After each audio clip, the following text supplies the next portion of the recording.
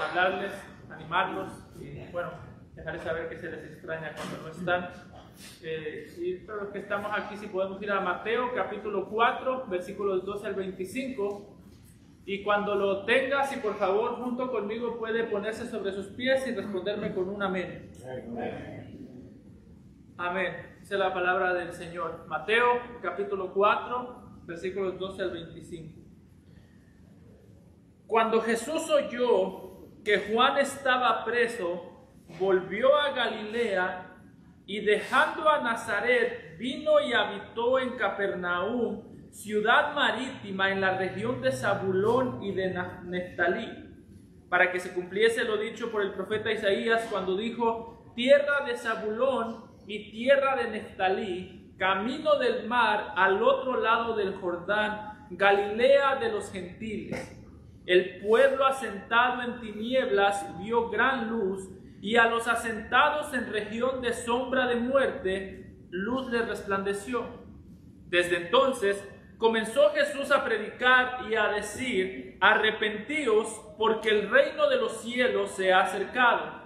Andando Jesús junto al mar de Galilea, vio a dos hermanos, Simón, llamado Pedro, y a Andrés su hermano, que echaban la red en el mar, porque eran pescadores, y les dijo: venid en pos de mí, y os haré pescadores de hombres. Ellos entonces, dejando al instante las redes, le siguieron. Pasando de ahí, vio a otros dos hermanos, Jacobo, hijo de Zebedeo, y Juan su hermano, en la barca con Zebedeo su padre, que remendaban sus redes, y los llamó. Y ellos, dejando al instante la barca y a su padre, le siguieron. Y recorrió Jesús toda Galilea, enseñando en las sinagogas de ellos y predicando el evangelio del reino y sanando toda enfermedad y toda dolencia en el pueblo. Y se difundió su fama por toda Siria, y le trajeron todos los que tenían dolencias, los afligidos por diversas enfermedades y tormentos, los endemoniados, lunáticos y paralíticos, y los sanó. Y le siguió mucha gente de Galilea, de Decápolis, de Jerusalén, de Judea y del otro lado del Jordán. Amado Padre, Señor, gracias, Padre, porque el reino de los cielos descendió a nosotros. Gracias, Señor, porque un día tú, Padre, a través de tu Hijo, tú, Señor, rompiste los cielos, tu Hijo descendió y nos dio a conocer la cualidad de Él como Rey y las cualidades de sus ciudadanos como ciudadanos del reino tuyo, Padre. Gracias, Señor, te pedimos que el día de hoy nos ayudes a entender tu palabra, que nos ayudes a ser conmovidos por ella, que nuestro corazón sea conmovido hacia la obediencia y podamos, Señor, el día de hoy salir de aquí de una manera distinta, con un corazón renovado, Señor, con un corazón empapado de tu palabra, de tal manera que cuando salgamos de estas cuatro paredes, el mundo pueda ver, Señor, que estamos entre ellos, pero pertenecemos a tu reino. Te lo rogamos, Señor, en Cristo Jesús. Amén. ¿Pueden tomar asiento, amada iglesia? En el pasaje que nos encontramos el día de hoy, podríamos pensar en este pasaje como una transición que Mateo nos está haciendo para mostrarnos la manera en la que el ministerio de Juan el Bautista hasta cierto punto sale de escena y comienza a meter el ministerio del Señor Jesucristo como la escena principal. Si notamos, para este punto del texto, Mateo no nos dice exactamente cuánto tiempo ha pasado desde la tentación de Jesús en el desierto y esta nueva escena que Jesucristo nos pinta, Mateo nos pinta. Sin embargo, lo que sí nos muestra Mateo en este pasaje es que hasta cierto punto el escenario ha cambiado. Nos dice en el versículo 1 que para este momento, Juan el Bautista se encuentra prisionero. Sabemos nosotros por Mateo 14:3 que la razón por la que Juan el Bautista estaba preso era por causa de la fidelidad, era por causa de haber hasta cierto punto exhortado o reprendido al rey Herodes por tener una mujer ajena. El texto nos muestra, no nos da mucho detalle aquí. Sin embargo, de alguna manera nos utiliza el encarcelamiento de Juan el Bautista como un patrón de lo que le espera al Señor Jesucristo. Si usted recuerda, algo que nosotros hemos dicho cuando vemos a Juan el Bautista es que hasta cierto punto Juan el Bautista era la voz que clama en el desierto. Y una de sus implicaciones es que la respuesta que el pueblo tenía al ministerio de Juan el Bautista apuntaba hacia la respuesta que iban a tener al ministerio del Señor Jesucristo. En este pasaje, Mateo nos dice que hubo un sentido en que la respuesta no fue buena. Tanto Jesús como Juan el Bautista llegaron predicando el mismo mensaje y eso lo vamos a ver más adelante. Sin embargo, desde el principio Mateo quiere que nosotros veamos el resultado de Juan para que más o menos podamos saber cuál será el resultado del Señor Jesucristo. Es decir, hay un sentido en el que Mateo quiere relacionar el reino de Dios con la responsabilidad que nosotros tenemos de predicar la palabra de Dios. Y hay un sentido en el que Mateo también quiere mostrar el reino de Dios y relacionarlo con la necesidad que nosotros tenemos de sufrir por la palabra de Dios. De hecho, no sé si alguna vez usted lo ha notado en la Biblia, pero muy a menudo cuando se describe el reino de Dios está relacionado a estas dos cosas. Relacionado a la predicación y relacionado al sufrimiento en medio de la predicación. Es decir, esas dos cosas son inseparables. Vivir en el reino es vivir hablando, y vivir hablando del rey es vivir sufriendo por el rey. Pablo mismo lo dice en lugares como Hechos 14:22, cuando después de haber predicado el evangelio, después de haber sufrido por el evangelio, Pablo nos dice, o Lucas nos dice que Pablo animaba a los hermanos diciéndoles que es necesario que a través de muchas tribulaciones entremos al reino de Dios. Pablo dice, existe la necesidad de predicar este reino. Existe la necesidad de predicar acerca del rey. Eso es una necesidad. Sin embargo, también Pablo dice, existe la necesidad de sufrir por causa del rey. Note que Pablo lo dice, es necesario que a través de muchas tribulaciones entremos en el reino de Dios. Interesantemente, Pablo acababa de predicar. Pablo acababa de anunciar el reino y ahora la conclusión de Pablo es la misma necesidad que yo tengo de predicar, es la misma necesidad que surgirá de sufrir por causa de lo que se predique.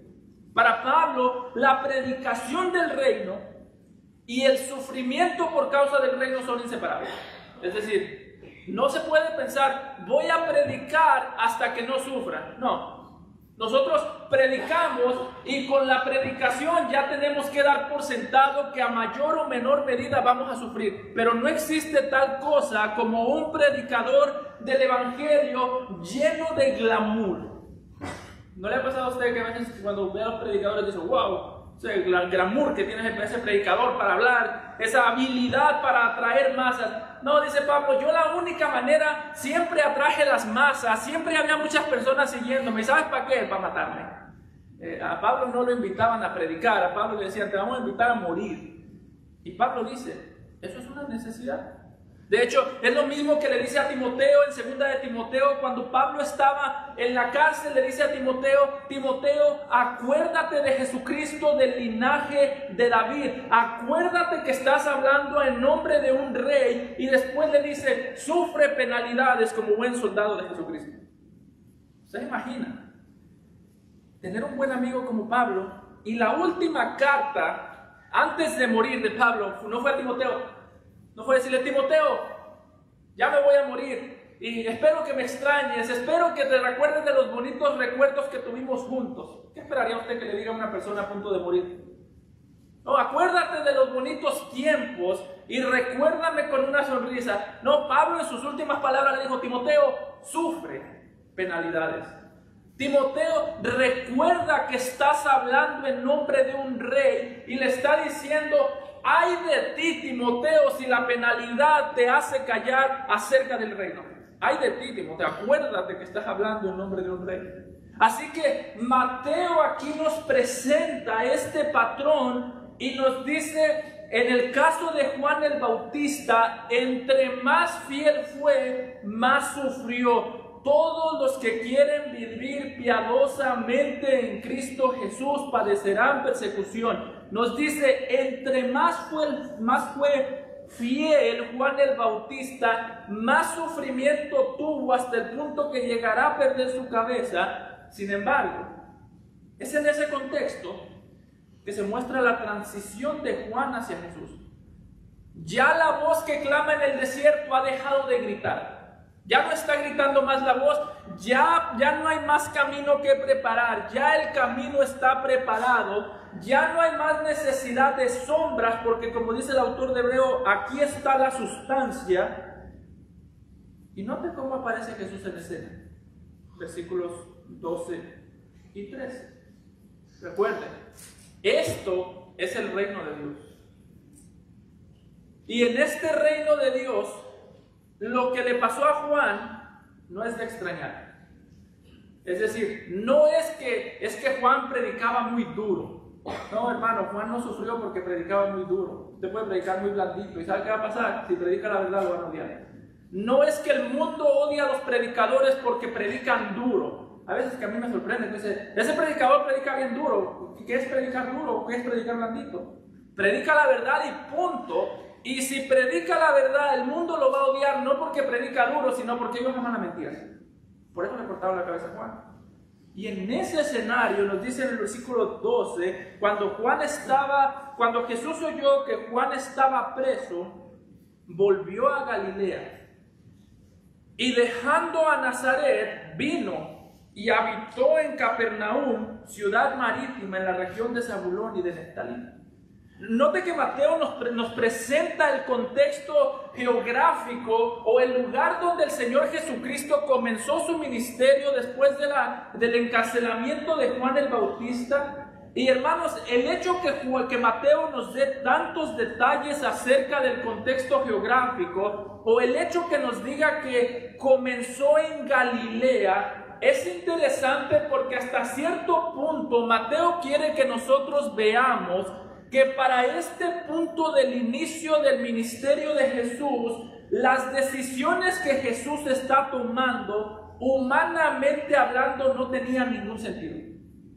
Es decir, Jesús viene como el rey de Israel, y el hecho que diga que viene a Galilea es importante porque está mencionando una de las ciudades más pequeñas, según dicen algunos, y una de las ciudades más menospreciadas para los israelitas.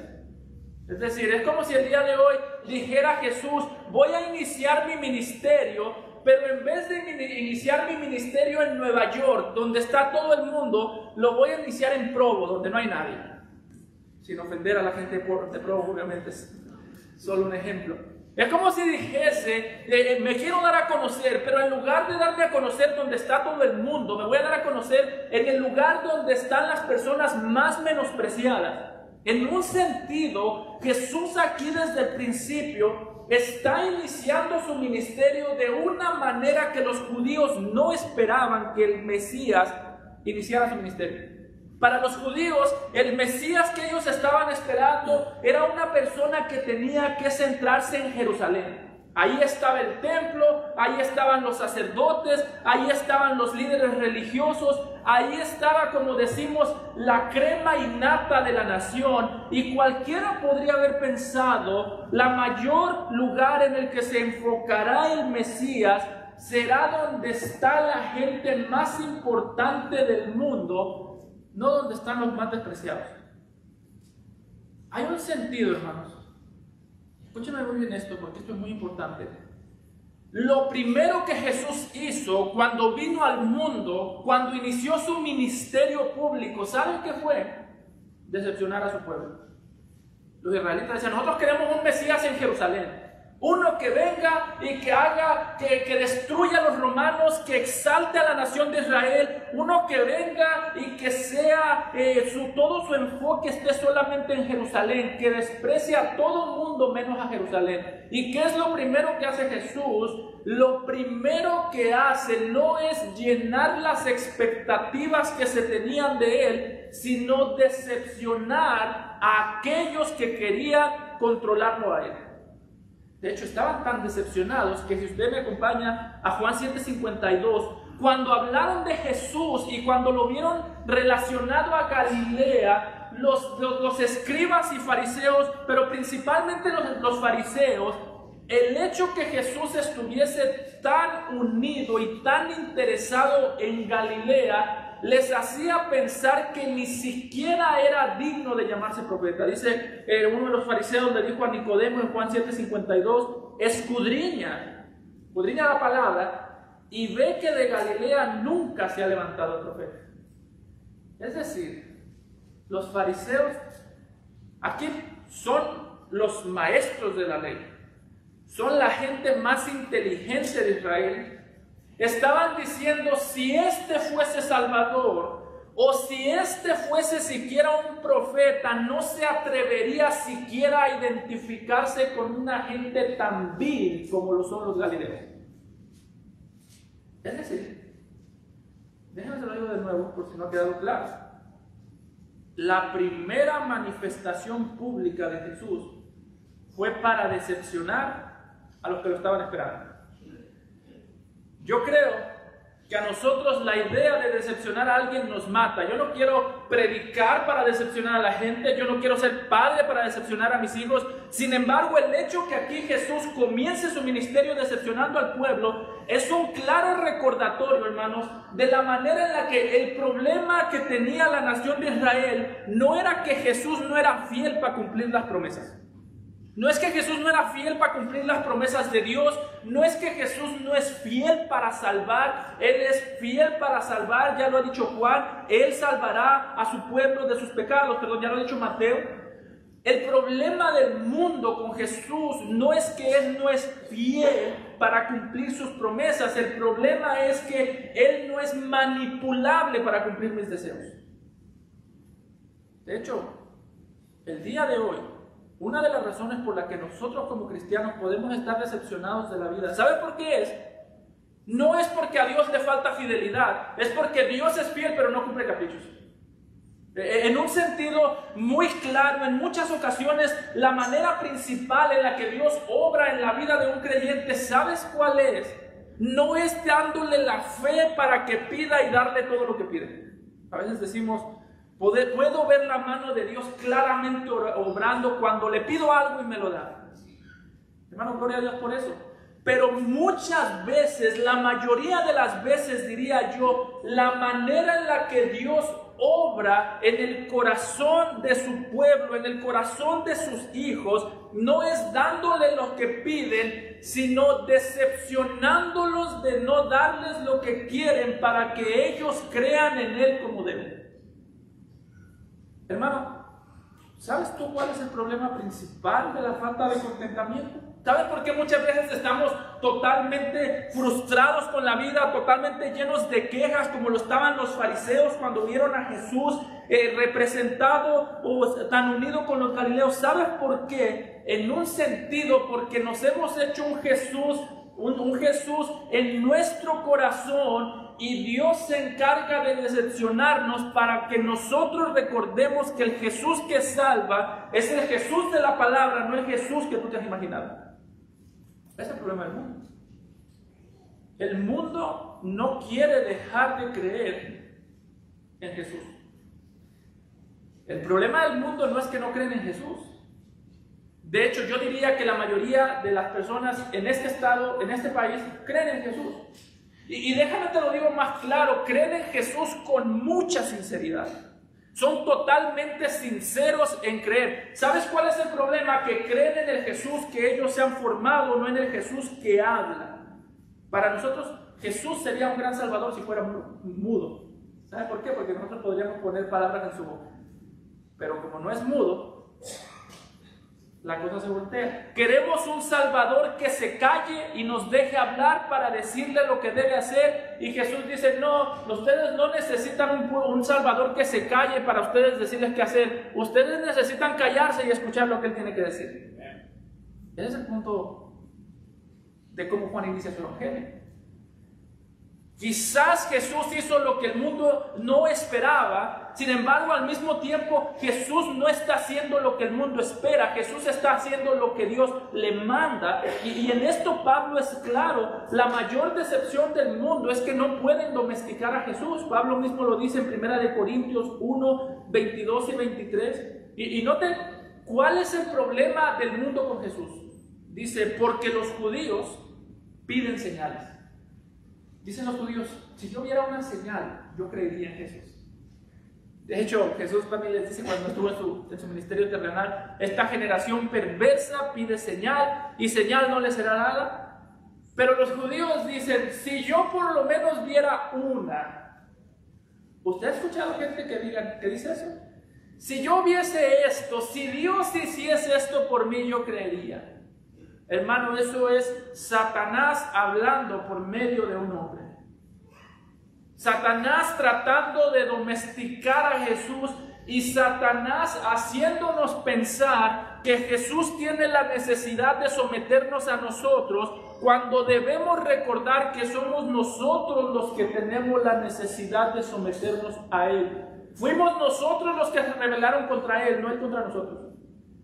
Y dice Pablo, los judíos piden señales y los griegos buscan sabiduría. Dice, pero nosotros predicamos a Cristo crucificado, para los judíos ciertamente tropezadero y para los gentiles locura.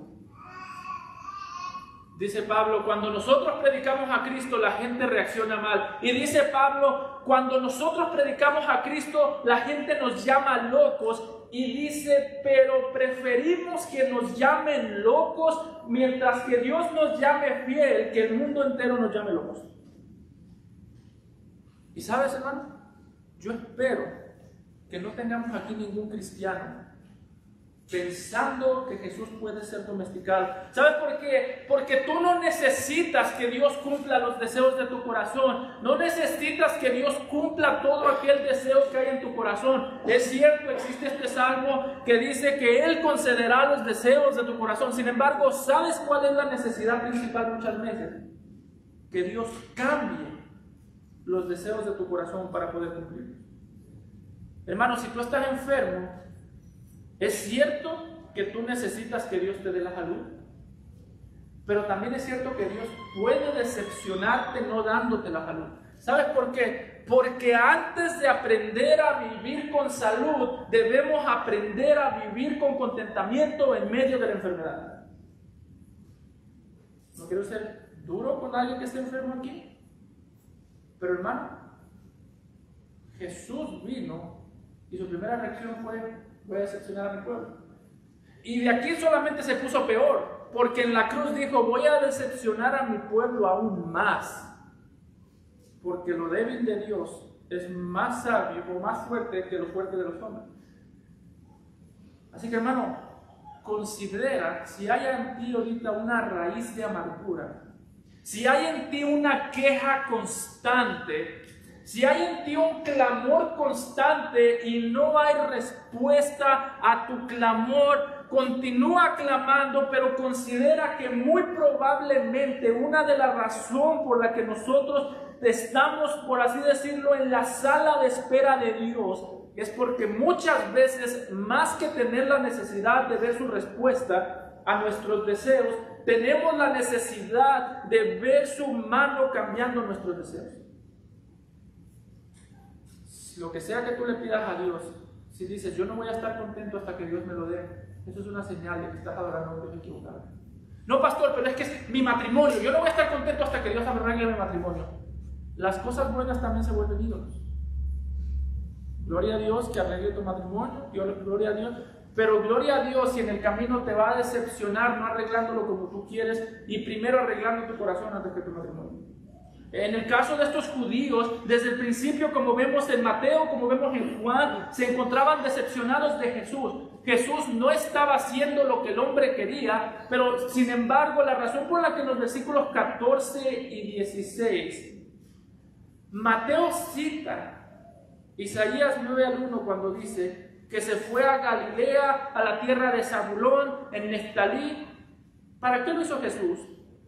Para que se cumpliese. No los caprichos de los israelitas, no los deseos de los israelitas, no las expectativas de los israelitas, para que se cumpliese lo dicho por el profeta Isaías cuando dijo: tierra de Zabulón y tierra de Neftalí, camino del mar, al otro lado del Jordán, Galilea de los gentiles, el pueblo asentado en tinieblas vio gran luz, y a los asentados en región de sombra de muerte, luz les resplandecía. Está diciendo Mateo, es cierto que Jesús no hizo lo que esperaban los israelitas, pero también es cierto que Jesús hizo lo que había mandado el Señor. Y déjenme hacer aquí una aclaración. ¿Está mal tener una expectativa de que Dios puede hacer algo? ¿Está mal tener la expectativa de que si estoy enfermo Dios me puede sanar? No, no hay ningún problema. ¿Está mal decir que las cosas que yo creo o mis expectativas confundirlas con promesas de Dios? Sí. ¿Sabe por qué? Porque yo tengo muchas expectativas de lo que pueda pasar aquí a un año. Yo tengo la expectativa de que mis hijos van a crecer, que yo me voy a morir siendo viejito y que los voy a dejar en este mundo. Yo tengo las expectativas. Realmente yo nunca me he levantado pensando mis hijos se van a morir primero que yo. Esa es mi expectativa como padre. Y ese es mi deseo y mi oración y mi clamor. Pero ¿sabes qué? Eso no es una promesa de Dios. Mis hijos se pueden ir antes que yo. Mi esposa se puede ir antes que yo. Así que no confundas mis expectativas con las promesas de Dios. Es que, pastor, a mí Dios me prometió. No, es que tú esperas, tú tienes una expectativa, pero eso no quiere decir que Dios la tiene que hacer. Eso quiere decir que muy probablemente para Dios romperte muchas veces las malas ideas que tienes de Él, lo que va a hacer es que va a reventar la burbuja que has creado con una falsa imagen de Él. Y aquí Mateo nos dice cuál es la verdadera. Note que aquí cita Isaías y describe a Jesús viniendo a Galilea como el cumplimiento de una profecía. ¿Y sabe qué es lo interesante, hermano? Que cuando Isaías habló esta profecía en Isaías 9, él estaba hablando y dirigiendo esta profecía a la nación mientras iban camino hacia la esclavitud. La nación había pecado. La nación estaba yendo a la esclavitud, está anunciando que vendrá juicio contra ellos, y al mismo tiempo cuando describe esto, podría decirse que esto tiene dos cumplimientos. El primer cumplimiento fue cuando Dios le dijo a Isaías: un día Dios, su luz resplandecerá y los liberará de la esclavitud. Sin embargo, la razón por la que Mateo toma esto es porque en un sentido está diciendo la verdadera esclavitud que nosotros necesitábamos ser librados no era solamente de Babilonia, sino principalmente de las tinieblas, del pecado y de la esclavitud de la muerte. Por eso note que lo dice en el versículo 16, el pueblo asentado en tinieblas vio gran luz, y a los asentados en región de sombra de muerte luz le resplandeció. Está diciendo Mateo, la mayor necesidad no era un éxodo de Babilonia. La mayor necesidad no era que Dios hiciera un nuevo éxodo de Babilonia, aunque lo hizo en el Antiguo Testamento. Pero lo que está diciendo es la mayor necesidad era que fuese un éxodo en el que saliéramos libres de la esclavitud del pecado, y ese éxodo se cumple en el Señor Jesucristo cuando da su vida en la cruz como el Cordero de Dios que quita el pecado del mundo. En un sentido, este pasaje está haciendo referencia a Jesús como el Dios verdadero que siempre trajo la salvación. Note que lo describe como la luz que separó la luz de las tinieblas. Dice que vino la luz y la luz resplandeció en medio de las tinieblas. Está haciendo hasta cierto punto referencia a la manera en la que Dios desde el principio separó la luz de las tinieblas, cuando en Génesis 1:4 se nos dice que vio Dios que la luz era buena y separó Dios la luz de las tinieblas. Siempre que hay ese lenguaje en la Biblia de separar la luz de las tinieblas, se hace una referencia a Dios creando o recreando algo nuevo. Pablo mismo lo dice en 2 Corintios 4:6, cuando dice: porque Dios, que mandó que de las tinieblas resplandeciese la luz, es el que resplandeció en nuestros corazones para iluminación del conocimiento de la gloria de Dios en la faz de Jesucristo.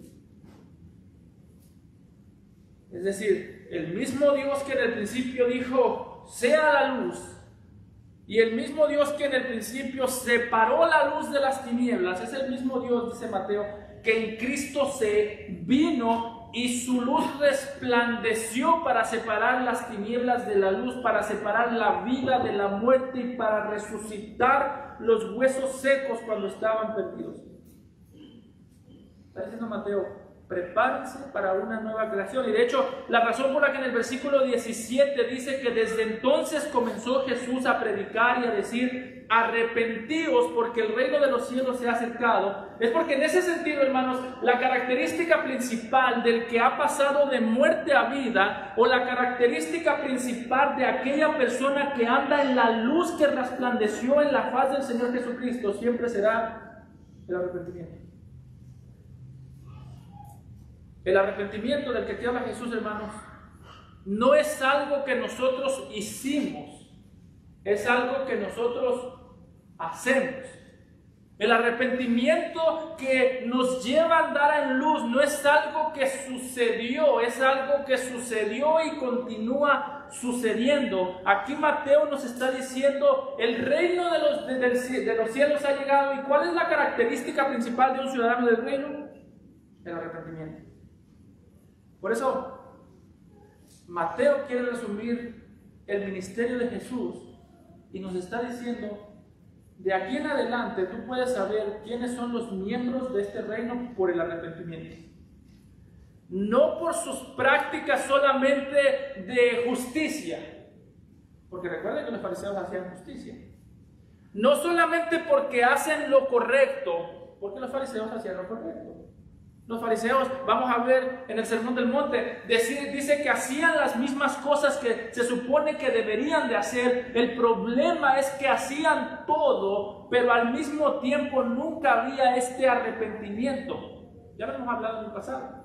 La característica principal del arrepentimiento no es solamente decir: yo antes hacía lo malo y ahora hago lo bueno. Eso es parte de él, eso es fruto de él. Sin embargo, la característica principal del arrepentimiento es algo que comienza con la mente y es algo que después de la mente lleva a la acción.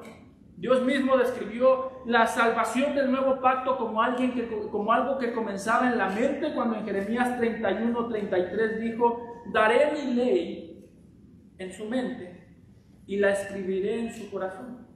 Es decir, está diciendo: antes de yo cambiar sus obras, voy a cambiar su mente, pero después de que cambie su mente, sus obras también van a cambiar. No existe tal cosa como un arrepentimiento de mente que no incluya las obras. No existe tal cosa como tener una mente renovada practicando las obras viejas. Y en esto, esta es la característica principal del arrepentimiento. La característica principal es que para ser justificados, hechos hijos de Dios, lo primero que cambia es nuestra mente. Para ser nosotros santificados, crecer, lo que cambia es la mente, cambia nuestra manera de vivir. Por eso, hermano, una persona que ora por todo, menos por confesión de pecados, es una persona que tiene mucho conocimiento posiblemente, pero muy pocos afectos hacia la persona que dice conocer. ¿Qué dijo Juan? El apóstol Juan en 1 de Juan 1:9: si confesamos nuestros pecados, Él es fiel y justo para perdonar nuestros pecados. Y el punto aquí no es solamente que yo peco y confieso y después vuelvo a pecar para volver a confesar, porque la promesa no es solamente que en el reino de Dios se nos perdona al confesar. Eso es verdad. Si yo confieso, Dios me perdona y tengo la libertad de venir a su trono. Sin embargo, el punto de Juan es: si confesamos nuestros pecados, Él es fiel y justo para perdonar nuestros pecados. Y esta parte siempre se nos olvida. Y limpiarnos de toda maldad. Es decir, no es que yo vengo llorando y confesando. Hay veces que el arrepentimiento se mide entre los cristianos por cuántas lágrimas derraman. No, es que lloró, tiene que ser verdad. Judas también lloró. Es que vino y venía llorando como becerro. Judas también lloró como becerro. Pero Juan dice: Él es fiel para perdonarnos y limpiarnos. No es que en el reino de Dios el arrepentimiento es mágico y una vez que confieso ya no tengo ninguna intención de volver a pecar. Existe esta lucha con el pecado, mis hermanos, pero al mismo tiempo existe esta lucha en la que yo confieso y en la que yo también puedo ver la mano de Dios obrando. Hermano, estoy diciendo que no vamos a pecar. Lo que estoy diciendo es que el arrepentimiento comienza con la mente, comienza con una convicción, y esa convicción lleva hacia la convicción. Siempre se mide no solamente por lo que yo digo creer, sino por lo que yo hago después de que digo lo que creo. Hermano, ¿cómo tú mides el arrepentimiento? Es que lloró, es que lloré. Está bien, yo no digo que esté mal llorar. Pedro lloraba amargamente cuando se arrepintió. Judas lloró amargamente. Pero ¿cómo tú mides el arrepentimiento? ¿Es algo que mides porque dices, ahora sé que me equivoqué? ¿O es algo que mides porque la diferencia aquí entre el ciudadano del reino y el ciudadano de este mundo, ¿sabes cuál es, hermano? Que el ciudadano del mundo siempre tiene la excusa perfecta para pecar, siempre le duelen las circunstancias por las que ha pecado, siempre le duelen las consecuencias por su pecado, pero nunca le duele el pecado. El ciudadano de este mundo siempre tiene una excusa perfecta para pecar. Y ten cuidado con eso, mi hermano, porque siempre que yo excuso mi pecado, yo endurezco mi corazón. Cuando yo digo, no, es que tengo que robar porque pobrecito de mí. Igual, hace tiempo yo escuchaba a una persona que robó en Walmart y dijo, igual Walmart tiene mucho dinero. ¿Sabes qué hizo? Endurecer el corazón. Darle razones al corazón para pecar. Es lo que es el mundo. Igual yo no le hago nada mal a nadie. ¿Sabes qué está haciendo ahí? Endureciendo el corazón. Cada vez que tú le das una justificación a tu pecado, en tu corazón se está endureciendo cada vez más y haciéndose cada vez más, mucho más duro a la palabra y mucho más atraído al pecado. En eso nosotros somos nuestros peores enemigos. Porque, hermano, si tú buscas una razón para pecar, tú la vas a encontrar. Siempre, siempre. Me hicieron enojar mis hijos, es que estos muchachos no entienden. Acabas de endurecer tu pecado, tu corazón. Es que esta gente, mi esposa me hizo enojar, es que mi esposa no entiende. Hermano, acabas de endurecer. Siempre que tú te encuentres diciendo, es que lo hice por esto, ten mucho cuidado porque estás dándole a tu corazón los instrumentos para amar el pecado y odiar la palabra de Dios. Siempre. No estoy diciendo que no seas cristiano, lo que estoy diciendo es, estás endureciendo tu pecado, estás endureciendo tu corazón al punto que vas a ver el pecado como normal y vas a ver la justicia y la obediencia a Dios como algo radical. Yo a veces creo que la gente dice, este cristianismo es bien radical. Toma tu cruz y sígueme. Esto es bien radical, esto ya no es, aquí ya no estamos hablando de un cristianismo así. Yo pienso que muchas veces pensamos que ese cristianismo es radical porque estamos tan acostumbrados al pecado que cuando se nos habla de obediencia pensamos que la obediencia es radical. Y Jesús dijo, la obediencia es lo más normal para el cristiano. Cuando te encuentres diciendo es que esto, es que lo otro, no lo digas, hermano, no lo pienses. Cuando peques, simplemente di, pequé, fallé. Contra ti he pecado, dijo David. Cuando veas a tus hijos pecar, no los justifiques. Se peleó el hijo en la escuela. Es que a mi hijo cuando lo hacen enojar, se enoja. Esa no es una cualidad, esa es una debilidad. Si se peleó tu hijo en la escuela, si tu hijo te respondió mal, no digas. Lo que está haciendo Dios ahí es darte una oportunidad de ver lo que hay en su corazón. Aprovecha esas oportunidades para anunciarles el Evangelio, para animarlos, pero nunca para justificar. Los cristianos no justificamos ni el pecado ajeno ni el nuestro. Sobre todo no justificamos el nuestro. Como he mencionado, la característica del ciudadano de este mundo caído es que él siempre va a tener una excusa por su pecado. Nosotros no tenemos excusa. Cuando yo me enojo, yo no tenía derecho a enojarme. Cuando yo me desespero, yo no tenía, y lo único que tengo que decir, Señor, confieso mi pecado, no hay excusa. Yo pequé. Y aquí la meta del arrepentimiento no es solamente saber que yo tengo la libertad de venir a Dios, es saber que yo tengo la puerta abierta para regresar al gozo. Es interesante, hermanos, que cuando nosotros pensamos a veces en la palabra arrepentimiento, siempre tenemos como una connotación mala. Siempre, de hecho, hay veces que la gente relaciona el arrepentimiento más con el infierno que con el cielo. Arrepiéntete o te vas al infierno. Pero la Biblia relaciona el arrepentimiento más con el gozo que con la tristeza.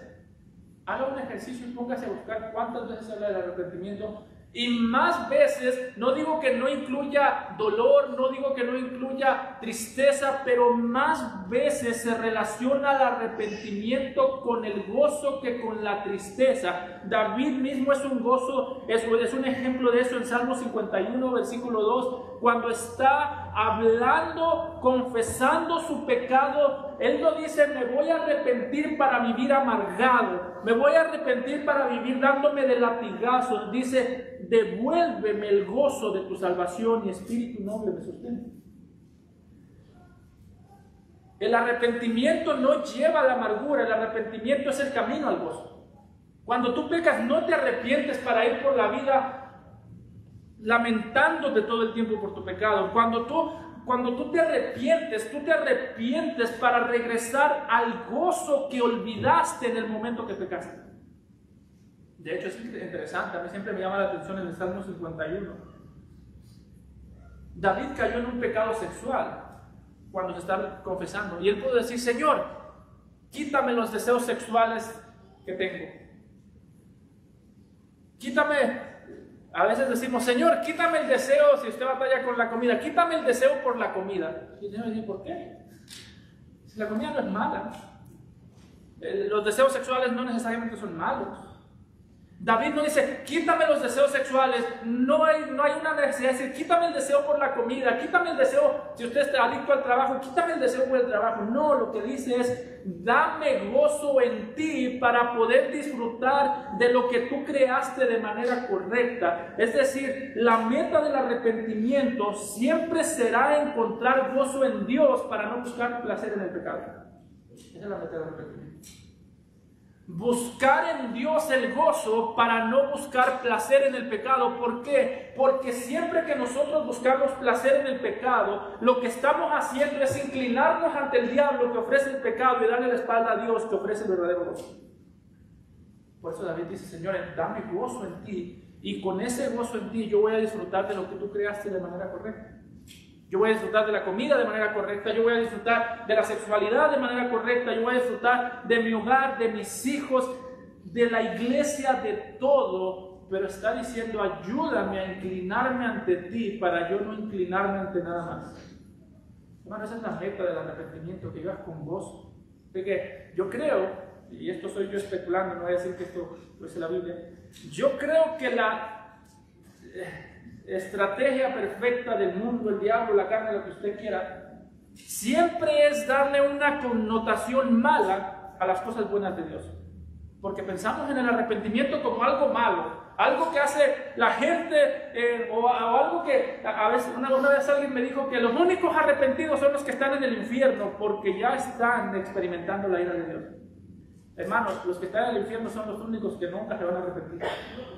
El arrepentimiento no es la característica principal de un ciudadano del infierno. El arrepentimiento es la característica principal que nos enseña a tener gozo como ciudadanos del cielo. Cuando te veas pecando, pecaste porque te faltaba gozo en el Señor. Y por eso oramos como David: vuélveme el gozo de tu salvación. Ayúdame a no disfrutar más del pecado. ¿Y cómo va a ser eso? Ayúdame a disfrutar más de ti. ¿Y cómo disfruto más de ti? Confieso mi pecado. Si confesamos nuestros pecados, eres fiel y justo para perdonar nuestros pecados y limpiarlos. Sin arrepentimiento no hay madurez, no hay crecimiento. Y si tú estás aquí sin ese arrepentimiento que te hace cambiar de mente, de dejar de creer en ti para creer en Cristo, no va a haber salvación. No creas las mentiras del mundo. Tienes que creer más en ti. No, tienes que creer en Cristo, no en ti. Amén, dijo. Así que lo primero es, esta es la naturaleza del reino. Los ciudadanos del reino comienzan con un arrepentimiento, es el mismo arrepentimiento con el que comenzó Juan el Bautista. Por arrepentimiento cambian su mente para confiar en Cristo como Salvador, y con arrepentimiento continuamente están creciendo en esa salvación. Sin embargo, note el punto número 2. Primer punto, las características del ciudadano del reino. Segundo punto, las características de los que promueven el reino. Versículos 18 al 20. Andando Jesús junto al mar de Galilea, vio a dos hermanos, Simón, llamado Pedro, y Andrés su hermano, que echaban la red en el mar porque eran pescadores, y les dijo: venid en pos de mí y os haré pescadores de hombres. Ellos entonces, dejando al instante las redes, siguieron. Es decir, en un sentido ya Mateo nos ha descrito la persona del rey. El rey es la luz que alumbra en medio de las tinieblas. Nos ha descrito las cualidades de los ciudadanos del reino. Son personas que obedecen al llamado de arrepentidos porque el reino de los cielos está cerca. Y la razón por la que aquí nos describe a estos pescadores y la promesa de Jesús de que los hará pescadores de hombres, porque aquí nos describe a los que promueven el reino de Dios. Que dicho sea de paso, esta no es la primera vez que se describe a pescadores como siervos de Dios. Ya en el pasado, cuando la nación de Israel estaba presa o estaba esclava en Egipto, en Babilonia, ya antes se había descrito a los que iban a liberar a la nación de Israel como pescadores. Aquí no es que Jesús les está diciendo: oh, ustedes pescan peces, dejen de pescar peces para venir a pescar hombres. No es ese el sentido solamente. A veces dicen que está utilizando la pesca como una ilustración. Como ustedes pescan con una red, ahora vengan y van a pescar hombres. Y la pesca, el trabajo de pescadores era solo una ilustración, pero no ese es el punto. Hay un sentido en el que Jesús está citando el Antiguo Testamento. ¿Por qué? Porque ya antes, cuando la nación fue a la esclavitud, cuando la nación fue a Babilonia, la promesa de Dios en Jeremías 16:16 fue: he aquí yo envío muchos pescadores, dice Jehová, y los pescarán, y después enviaré muchos cazadores, y los cazarán por todo monte y por todo collado, y por las cavernas de los peñascos. Está diciendo el Señor: yo los voy a mandar a la esclavitud, pero yo voy a mandar pescadores que los saquen de la esclavitud. Y aquí el Señor Jesucristo está hablando de lo mismo. Está diciendo: el mundo está lleno de esclavitud, todos los ciudadanos del mundo son esclavos del pecado. Yo voy a traer la salvación en la cruz del Calvario, y ustedes van a ir a libertar a los esclavos del pecado. Así que no es que eran pescadores de hombres porque antes eran pescadores de peces, es que son pescadores de hombres porque están cumpliendo la promesa de liberar, la promesa que Dios había hecho de liberar a los esclavos del pecado.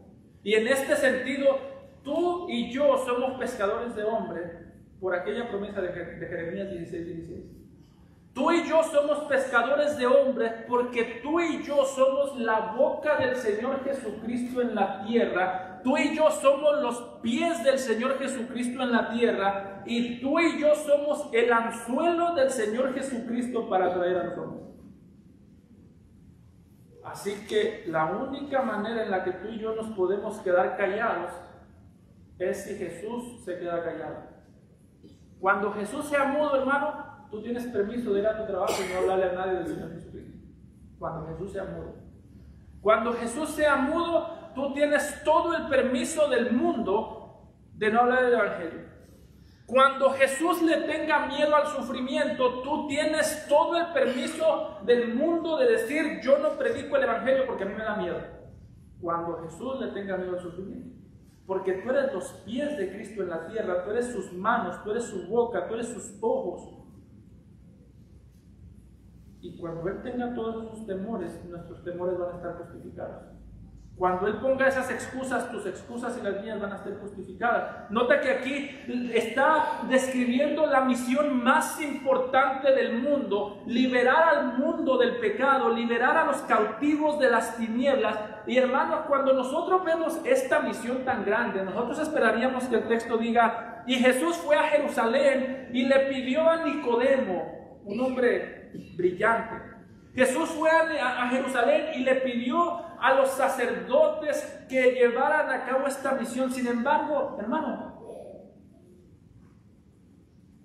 en este punto, yo creo que toda excusa que tú y yo podamos tener para no predicar el Evangelio se cae. ¿Sabes por qué? Porque la primera vez que Jesús dio este mandato, esta promesa de yo los haré pescadores de hombres, se los dio a las personas más débiles, menos educadas, más ignorantes, más miedosas y más temerosas del mundo. Si tú algún día quieres decir, es que yo no sé hablar, Jesús va a decir, por eso te escogí. Si algún día tú dices, es que yo tengo miedo, Jesús va a decir, por eso te llamé.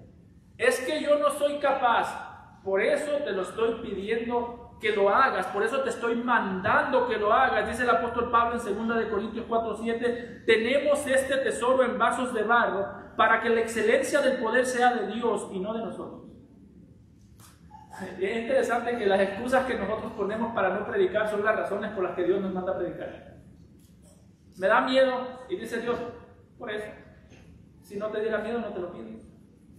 Es que yo soy torpe en palabras como Moisés, y Dios le dice a Moisés, ¿y quién creó la lengua? ¿Tú crees que si yo quisiera que tú hablaras mejor, no hablarías mejor? Es que yo no tuve oportunidad de prepararme en la universidad. ¿Quién crees que no te permitió prepararte en la universidad? ¿Tú crees que si yo no quisiera que tú fueras más preparado, yo no te hubiese orillado y te hubiese dejado sin opción hasta que te prepararas en la universidad? Hermano, las excusas aquí se caen. Porque la primera vez que Dios, el Señor Jesucristo, dio esta misión, la puso en manos débiles como la tuya y como la mía.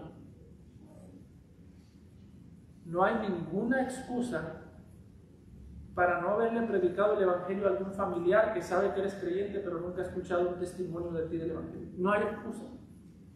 Tus temores son verdaderos, pero no son excusa.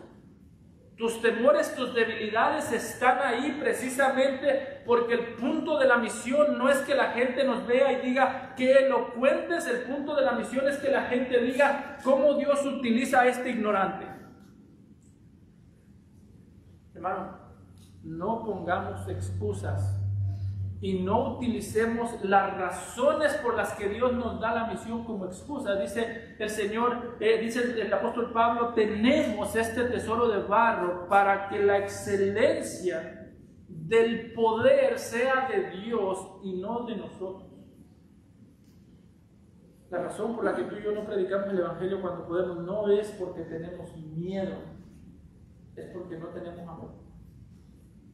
No es el miedo. No es que te da miedo el hombre, es que no le tienes amor a Dios. No es que te da vergüenza el hombre, es que te da vergüenza a Dios. No me avergüenzo del Evangelio, dice Pablo, porque es poder de Dios para salvación. Me avergüenzo de mi pecado, no del Evangelio. Me da vergüenza no predicar el Evangelio más que predicar el Evangelio. A nosotros nos da vergüenza predicar el Evangelio, pero no nos da vergüenza no predicar el Evangelio. Debería ser al revés. Aquí vemos los mensajeros, los que iban a poner de cabeza el mundo. Nos dice que eran pescadores que dejaron las redes, que dejaron a su padre, y dice en los versículos 23 y 25, y recorrió Jesús toda Galilea, enseñando en las sinagogas de ellos y predicando el evangelio del reino y sanando toda enfermedad y toda dolencia en el pueblo, y se difundió su fama por toda Siria. Y le trajeron todos los que tenían dolencias, los afligidos por diversas enfermedades y tormentos, los endemoniados, lunáticos y paralíticos, y los sanó. Y le siguió mucha gente de Galilea, de Decápolis, de Jerusalén, de Judea, del otro lado del Jordán. Esto es la preparación para el escenario del Sermón del Monte, que vamos a ver la semana que viene. Está diciendo, las naciones estaban reunidas ante el Creador. Las naciones estaban reunidas ante el que las creó y ante el único que las puede salvar, y el hecho que nos presente a Jesús haciendo milagros nos dice, las naciones estaban reunidas ante aquel que nos puede librar de los efectos del pecado. Estos milagros apuntan para dos lados. Apuntan hacia el pasado para recordarnos el mundo en el que vivíamos antes de que entrara el pecado. Después del pecado entró la enfermedad, entraron los demonios, entraron los endemoniados, entraron los lunáticos, todos ellos. Así que estos son un recordatorio del Edén, de cómo era este mundo sin pecado. No había enfermedad, no había nada de dolencia, pero al mismo tiempo apuntan hacia el futuro, a cómo será vivir en la presencia de Él sin pecado, sin enfermedad, sin dolor, sin preocupación por los demonios. Dice Juan en Apocalipsis 21:4 que en aquel día enjugará Dios toda lágrima de los ojos de ellos, y ya no habrá muerte, ni habrá más llanto, ni clamor, ni dolor, porque las primeras cosas pasaron. Aunque día que no tengamos que preocuparnos más por el pecado. Apunta hacia atrás y apunta hacia adelante. Si tú estás aquí hoy y sufres, tu sufrimiento es un recordatorio de que este mundo no es lo que debería de ser. Tu sufrimiento es un recordatorio de que este mundo está en rebeldía contra Dios. Si no has creído en Cristo, cree en Él hoy.